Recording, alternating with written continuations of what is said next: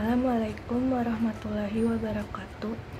Perkenalkan, nama saya Christine Tania Nur dari Prodi Sains Informasi Geografi. Perkenalkan, saya Nabila Sofina Putri dari Prodi Sains Informasi Geografi. Perkenalkan, nama saya Kartika Noviansah dari kelompok 4 dari Program Pendidikan Sains Informasi Geografis. Kami dari kelompok 4 akan menjelaskan tentang sistem pendidikan nasional. Pengertian sistem pendidikan nasional dapat dijumpai dalam Undang-Undang Nomor 20 Tahun 2003 tentang Sistem Pendidikan Nasional. Dalam undang-undang ini, yang dimaksud dengan sistem pendidikan nasional adalah keseluruhan komponen pendidikan yang saling terkait secara terpadu untuk mencapai tujuan pendidikan nasional.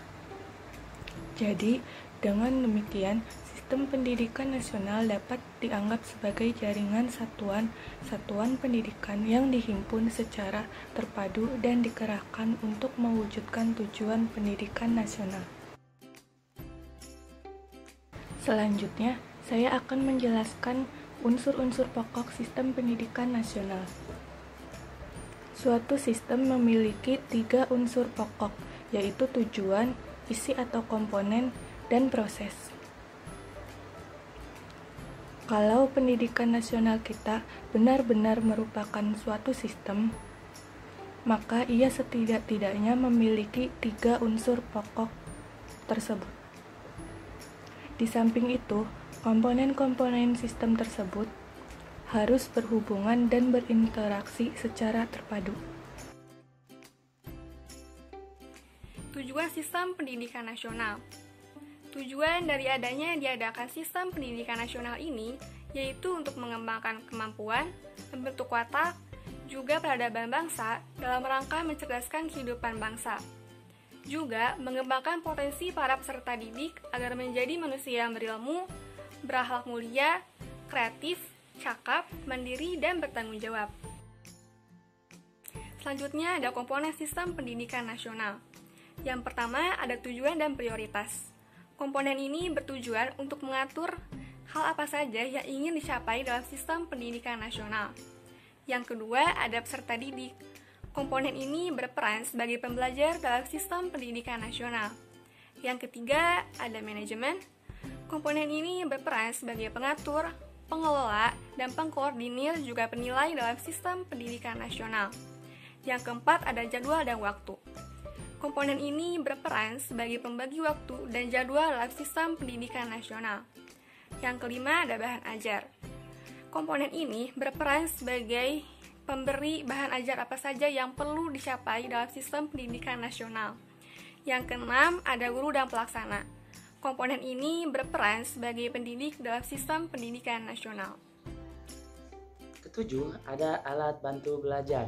Maksudnya adalah segala sesuatu yang dapat digunakan untuk mencapai tujuan pendidikan yang berfungsi untuk mempermudah dan tercapainya tujuan pendidikan tersebut. Yang kedelapan, ada fasilitas. Fungsinya untuk terselenggaranya proses pendidikan. Yang kesembilan, ada teknologi. Fungsinya untuk memperlancar dan meningkatkan hasil guna proses pendidikan.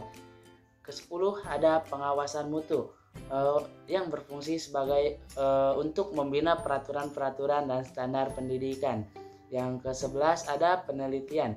Fungsinya untuk memperbaiki dan mengembangkan ilmu pengetahuan dan penampilan serta pendidikan. Kemudian yang terakhir ada biaya, yaitu berfungsi untuk melancarkan proses pendidikan dan menjadi petunjuk tentang tingkat efisiensi tingkat pendidikan. Selanjutnya saya akan membahas tentang proses di sistem pendidikan nasional.